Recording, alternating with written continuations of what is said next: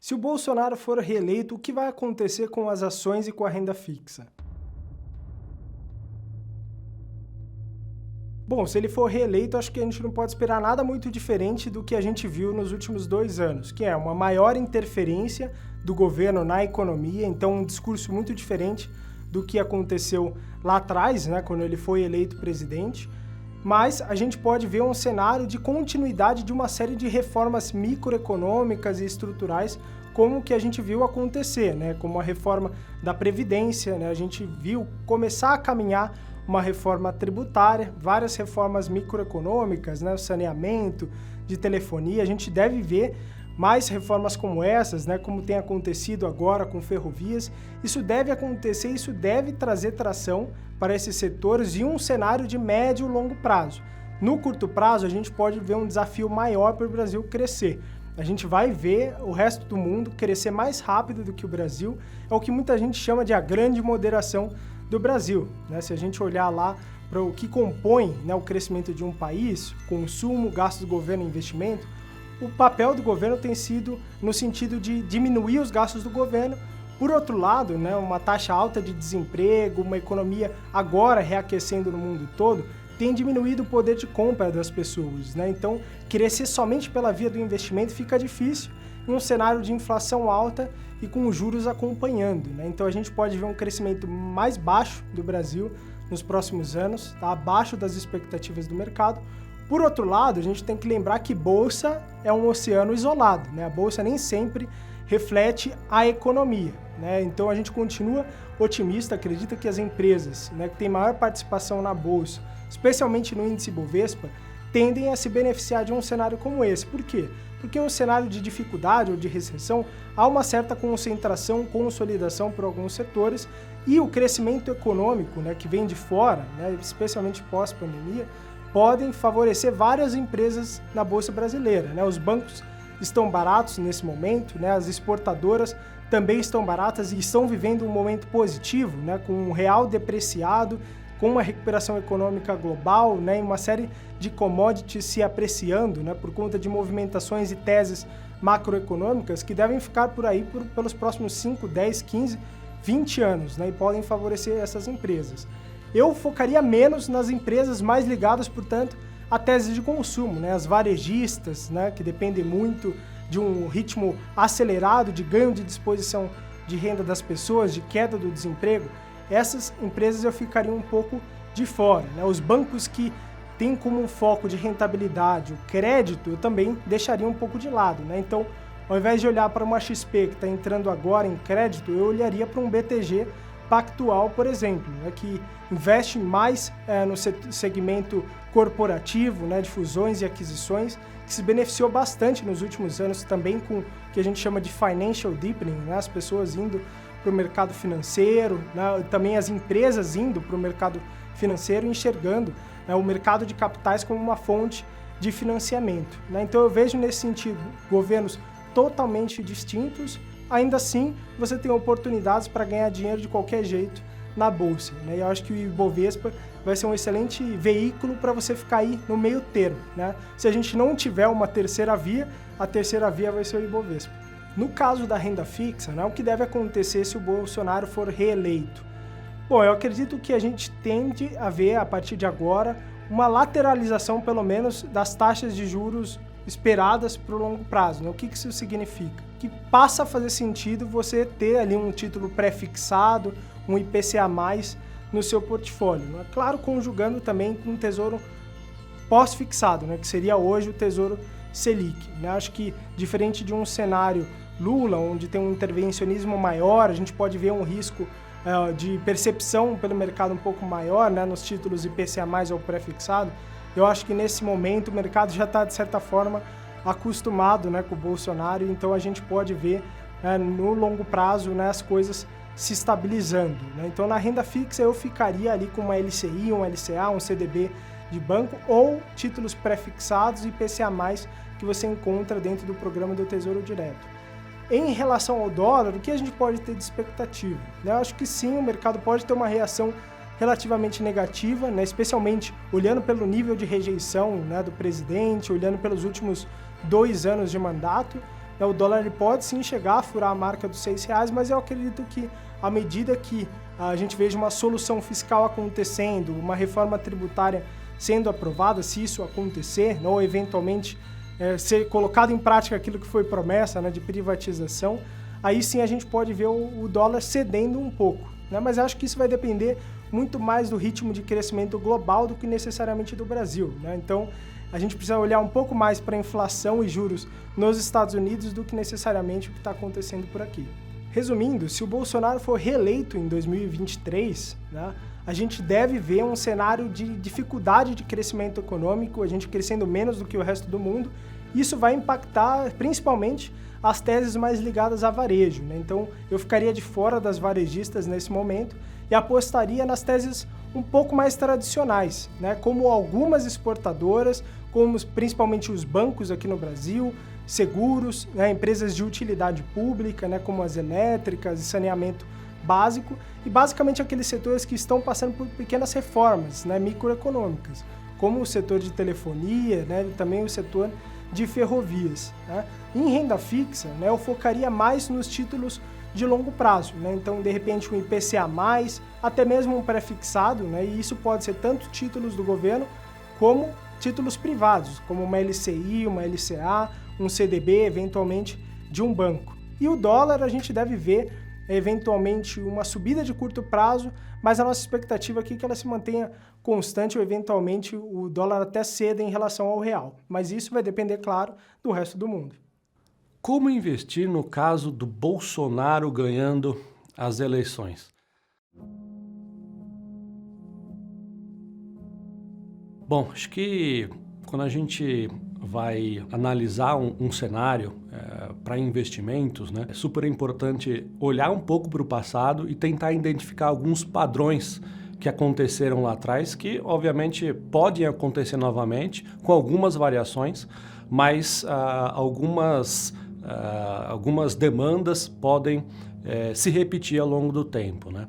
A gente já viu Bolsonaro com quase 4 anos de mandato, a gente já viu o presidente Lula com quase 8 anos, né? 8 anos, na verdade, de mandato. Então, a gente já tem meio que um quadro pintado aí do que pode ser daqui para frente com a eleição de um ou outro candidato à presidência, né? No caso do Bolsonaro, eu acho que o cenário como um todo, ele tende a permanecer muito parecido com o atual, mas com algumas modificações do ponto de vista político. Quando o Bolsonaro foi eleito, a gente viu muitos deputados e muitos senadores provenientes do PSL, que foi o partido que ele tinha se ligado, né, indo na mesma onda e se elegendo várias pessoas desses partidos, né? Bolsonaro viu que, no final das contas, parte desses deputados, parte desses senadores acabaram desembarcando da cena política, né? Não permaneceram ao lado do Bolsonaro, e eu entendo que a próxima estratégia do Bolsonaro para ele se eleger seria também, além da eleição dele, eleger o máximo possível de aliados, de realmente pessoas que ele confia, porque assim, um presidente só como chefe do executivo, ele não tem todas as prerrogativas para mudar completamente o cenário atual, seja político e econômico, né? Então, a primeira coisa que eu acho que vai acontecer é que, se o Bolsonaro for eleito, ele vai ser eleito com uma bancada muito mais pró-Bolsonaro do que a bancada que ele fez anteriormente, né? Acho que ele está se empenhando bastante também para fazer a eleição dos governadores de vários estados. Então, o que ele não fez na eleição anterior, que foi cuidar muito bem de quem seria os deputados, os senadores que pegariam carona, né, no bolsonarismo, muito provavelmente ele vai fazer nessa próxima eleição, né? Então, acho que o contexto de aprovação de projetos, o contexto de aprovação de reformas, vai ser completamente diferente do que foi nesse primeiro cenário, nesse primeiro mandato do governo Bolsonaro. É muito provável que, em um segundo mandato, as facilidades estejam mais presentes para aprovação de reforma administrativa, para aprovação de diversas privatizações que vão ter que caminhar. Então, a gente já viu durante esse período de primeiro mandato do Bolsonaro um mandato bastante reformista, muita gente da oposição querendo, ao invés de tentar ajudar o Brasil com as demandas efetivas que o povo precisa, na verdade queriam simplesmente ser o contrário do Bolsonaro, né? Então acho que nesse próximo mandato, se o Bolsonaro for eleito, a aprovação de reformas vai ficar muito mais fluida de acontecer, seja no Senado, seja na Câmara, e a gente também pode ver modificações que existam no Supremo Tribunal Federal também. Então, existem dois novos membros, né, dois novos membros apontados pelo Bolsonaro, que em tese tem uma pauta mais conservadora na maneira como se expressa em termos de costumes, né? Então eu entendo que em termos de cenário e da capacidade do Bolsonaro de efetivamente colocar em prática as suas ideias, vai ser relativamente mais simples, porque o arcabouço político aí vão estar mais alinhados, né, com a demanda bolsonarista e também com a demanda dos eleitores que elegeram o Bolsonaro como presidente, né, como reelegeram Bolsonaro presidente. Dentro desse contexto, acho que a escolha do ministro da Economia vai ser super importante. O ministro da Economia, com o padrão Paulo Guedes, né, de operar, seria muito importante, principalmente para dar contornos de alguma austeridade fiscal. Nessa pandemia, as contas públicas foram todas para o vinagre. Acho que a relação dívida-PIB, que anteriormente era relativamente mais contida, a gente está com um patamar muitíssimo elevado. Acho que isso é uma das grandes diferenças que existe também entre o primeiro e o segundo mandato do Bolsonaro, né? O primeiro mandato, um mandato mais difícil de aprovação de reformas, mais uma dívida um pouco mais controlada, mas um segundo mandato, muito provavelmente ele vai conseguir fazer mais reformas, mas com um endividamento um pouco mais apertado, né? Com um dólar mais para cima, com juros um pouco mais altos. Então, essa combinação de fatores faz com que esse segundo mandato do presidente Bolsonaro seja um início mais difícil, mas que provavelmente ele vai conseguir aprovar mais reformas, o que vai ser bastante benéfico para o mercado. Se ele conseguir também eleger diversos senadores, diversos deputados em conjunto com a sua eleição presidencial. Então eu estou bastante otimista com bolsa, com ativos de risco, se o Bolsonaro for eleito. Acho que a gente vai começar um mandato bastante difícil, mas aos poucos a aceleração do avanço das reformas deve destravar diversos gatilhos de investimento que foram contratados durante esses primeiros 4 anos de governo Bolsonaro. Daqui para frente eu entendo que as condições de mercado seriam relativamente melhores. Então eu estou bastante otimista com bolsa caso o Bolsonaro seja eleito por conta dessas colocações, né? Em termos de investimentos em si, né, eu acho que com o Bolsonaro reeleito, renova-se as esperanças para que a política privatizadora continue, né? Então, Petrobras, Correios, Eletrobras, todos esses diversos ativos que ainda estão na mão do governo podem entrar realmente na fila para a sua privatização. Então, eu acredito muito que as empresas estatais possam ter anos muito bons daqui para frente, justamente por causa de uma agenda de privatização que começou de maneira relativamente tímida, né, no primeiro mandato, mas que pode ser reforçada nesse segundo mandato do presidente Jair Bolsonaro. Então, acho que as empresas em bolsa estatais são excelentes para se ter nesse cenário de Bolsonaro presidente e, obviamente, quando a gente pensa em risco e dentro desse cenário que eu pintei, de um começo difícil, mas que posteriormente deslanchando, para uma agenda mais reformista e com dívida do Estado sob controle, é possível imaginar que a gente venha a ter dólar começando a ficar relativamente mais barato em relação ao real, né? O real se apreciando conforme o risco do país não conseguir honrar suas dívidas vá se diluindo ao longo do tempo. Então, nesse caso, olhando para a Bolsa, eu não teria um peso tão forte nas ações de companhias exportadoras. Por mais que o mercado lá fora esteja com preços de commodities bastante altos, muito provavelmente o câmbio no Brasil após uma reeleição do Bolsonaro possa voltar para patamares mais módicos de 5, 4,50. É difícil pensar em um cenário de câmbio muito abaixo disso, porque a relação dívida-PIB atual é muito diferente da primeira eleição de Jair Bolsonaro.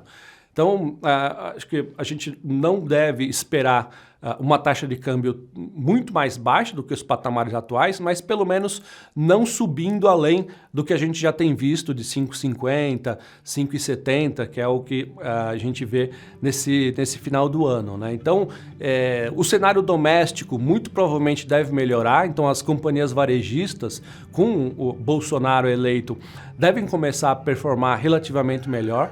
Óbvio que existe todo um contexto relacionado com a pandemia, com a abertura ou fechamento do comércio, mas eu entendo que com o passar do tempo e com a diminuição da dívida em relação ao PIB, o risco país vai começar a ceder, os juros lá na frente vão começar a ceder, dólar para baixo deve fazer com que a inflação também permaneça mais sob controle e tudo isso vai fazer com que o mercado doméstico se reanime, investimentos possam começar a voltar, as pessoas possam começar a ter uma maior facilidade de realizar o seu consumo, né? Pré-pandemia e durante a pandemia, as pessoas frearam completamente todo tipo de consumo porque simplesmente não sabiam se no próximo mês ou daqui 3 meses teriam ou não emprego, né? Então, essa certa estabilidade que o governo Jair Bolsonaro pode trazer para o mercado como um todo deve ser muito positivo para as ações domésticas, para as ações de varejistas, para as ações de empresas ligadas ao consumo doméstico. No caso de um governo Bolsonaro, quando a gente está falando de bancos, por exemplo, eu acho que eles devem ter uma performance boa também, juntamente com a queda do risco país, mas bancos e taxa de juros para baixo não é algo que combina tão bem quanto o mercado doméstico, como o varejista e taxas de juros para baixo e risco Brasil para baixo. Então, eu acho que a combinação de uma taxa de juros mais baixa junto com bancos não combina muito bem e por isso eu não teria tantos bancos na minha carteira num cenário em que o Bolsonaro seja eleito. Então, a minha preferência aqui, no caso de um Bolsonaro eleito, é claramente ações da Petrobras, visando a temática de privatização e também a temática Eletrobras, com certeza seriam as minhas preferidas ações para ter na carteira num cenário Bolsonaro. Depois dessas duas empresas que são estatais, eu opto também por ter uma parcela significativa de ações de varejistas ligadas ao comércio, ao desempenho da economia doméstica, né? Então, lojas Renner, lojas Americanas, Pão de Açúcar, Açaí, todos esses conglomerados aí de varejistas devem se fortalecer com aumento de vendas, dado que o risco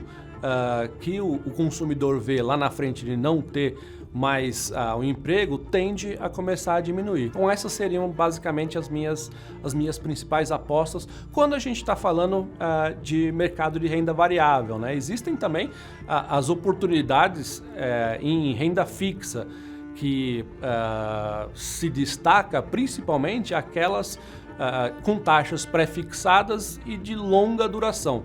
Quanto mais longa a duração de um título, muito mais esse título, né, tem relação com os riscos ou não do pagamento da dívida brasileira. Então, os títulos mais longos, com uma eleição do Bolsonaro e se, obviamente, todo esse arcabouço que conspira a favor realmente acontecer, as taxas mais longas tendem a cair, então os títulos mais longos tendem a performar tão bem quanto a renda variável, simplesmente pelo fechamento de taxa. Então acho que ter as NTN-Bs, né, as IPCA+, lá do Tesouro Direto, com os contratos mais longos, no caso do Bolsonaro se reeleger, também seriam excelentes opções de investimento que muito provavelmente ganhariam com a melhoria do risco país, queda da taxa de juros e avanço das reformas e privatizações. Resumindo, se der Bolsonaro, eu acho que vai ter um começo de mandato um pouco mais difícil, mas deslanchando ao longo do segundo e do terceiro ano. Isso deve fazer com que o risco Brasil caia, com que o dólar comece a desvalorizar em relação ao real, ou seja, o real comece a se valorizar, e as ações que são mais ligadas às estatais, a temas ligados à privatização, muito provavelmente vão ser as grandes ganhadoras, né? Tudo que não se conseguiu fazer de privatização nesse primeiro mandato, provavelmente as temáticas vão começar a avançar de maneira mais rápida. Então, Petrobras, Eletrobras, são empresas que muito provavelmente ganhariam muito se o Bolsonaro se reelegesse nesse segundo mandato. Então, a minha concepção de um segundo mandato do Bolsonaro é pró-economia, né? Eu acho que o mercado deve gostar bastante. Obviamente que no começo as decisões ainda vão ser relativamente duras, porque a gente está entrando com uma dívida pública ainda bastante alta, mas com o avançar das reformas eu entendo que o mercado deve começar a acreditar cada vez mais na melhoria do conjunto econômico e a Bolsa deve começar a andar de maneira mais suave, né? mais rápida, inclusive, em relação ao péssimo resultado que a Bolsa teve em 2021.